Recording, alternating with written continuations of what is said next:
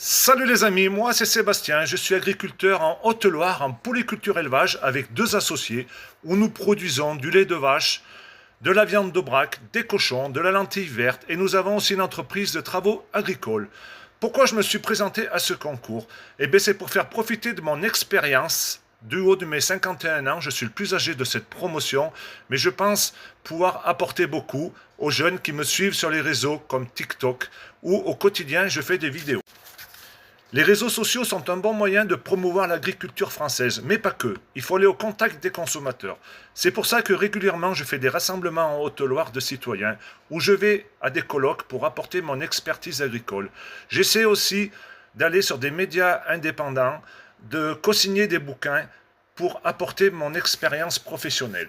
Si j'étais ministre de l'Agriculture, la première chose que je ferais, ça serait de mettre des grosses taxes sur les produits importés et à contrario, je mettrai la TVA sociale à 0% sur les produits agricoles français, le plus possible avec des appellations d'origine contrôlée en circuit court. Mes valeurs agricoles sont avant tout humaines.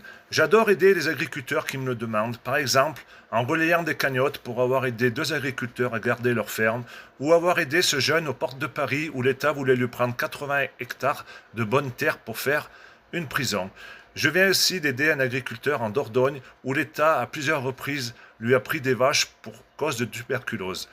À force de se battre, on est arrivé à faire changer ce protocole de vieux de 40 ans.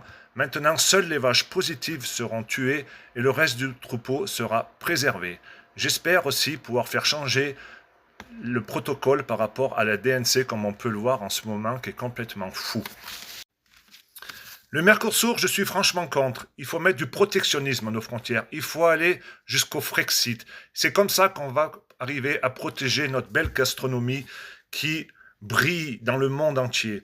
Il faut revaloriser nos filières avec des AOP, des AOC, mais il faut aller encore plus loin, il faut recréer des filières. Pourquoi nos jeunes bovins vont se faire engraisser en Espagne, en Italie? Il faut que ce soit nos amis céréaliers.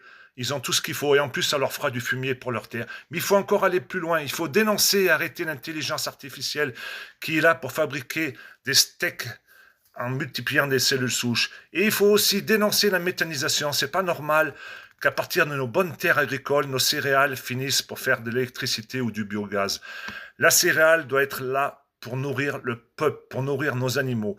Vous pouvez compter sur moi si je gagne ce concours. Je serai fier de représenter la France profonde et la ruralité. J'ai attaqué ma carrière par les concours de labour où j'étais souvent premier, même pour les jugements de bétail. J'espère aujourd'hui gagner ce concours de Mister France Agricole. Allez les amis, que le meilleur gagne. La bise.